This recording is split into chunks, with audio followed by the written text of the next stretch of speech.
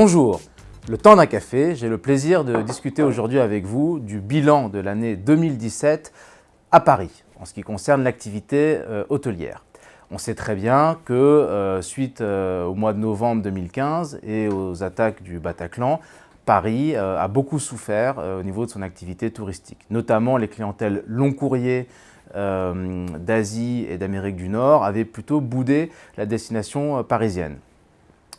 Alors cette année, on peut maintenant, avec les chiffres quasiment définitifs, voir le rebond net du taux d'occupation, c'est-à-dire de la demande, de la fréquentation des établissements, qui va s'établir autour de 79% de taux d'occupation, c'est-à-dire un rebond par rapport à 2016 de l'ordre de 6 points.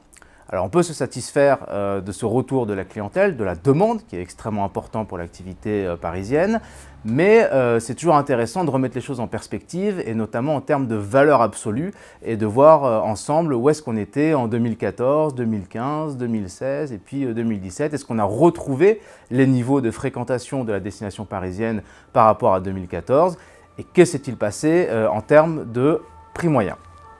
Alors, si on voit les taux d'occupation, on voit qu'en 2014, le plus haut qu'on avait pu obtenir en tout cas, c'était quasiment 82% de taux d'occupation. Avec nos 79 en 2017, on n'est pas encore tout à fait au niveau de l'année 2014.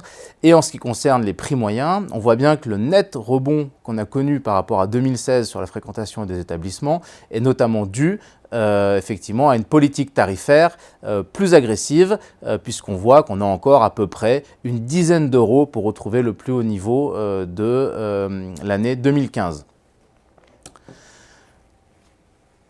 Comment se sont traduits les 20 derniers mois, puisque ça va être intéressant de voir un peu ce retournement dans la conjoncture.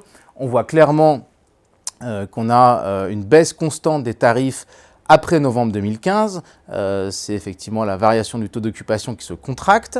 En même temps, les prix moyens se contractent également. Et puis, à partir de novembre 2016, décembre 2016, on a clairement un rebond de la fréquentation. Donc d'abord, les clients reviennent.